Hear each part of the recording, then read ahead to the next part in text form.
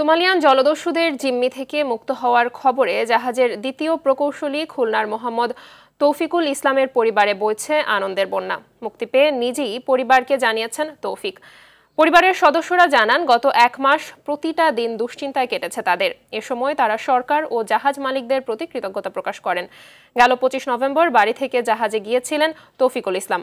তিনি খুলনা নগরীর সোনাডাঙ্গা থানার করিমনগর এলাকার মোহাম্মদ ইকবাল ও দিলাফরোজ দম্পতির ছেলে। গেল 12 মার্চ 23 নাবিক সহ এমভি আবদুল্লাহ জাহাজকে জিম্মি করে মুক্তিপণ দাবি করে সোমালিয়ান জলদস্যুরা। আলহামদুলিল্লাহ, সব বাধা বিপত্তি পেরিয়ে তারা যে ফিরে আসতেছে, এটা হচ্ছে আমাদের পরম পাওয়া। এবং বাংলাদেশের প্রধানমন্ত্রী থেকে শুরু করে মন্ত্রী পরিষদের সবাই অনেক বেশি কনসার্ন ছিলেন এই বিষয়টা নিয়ে। বাবা এখন ফিরে আসতেছে, তাই জন্য আমার একটু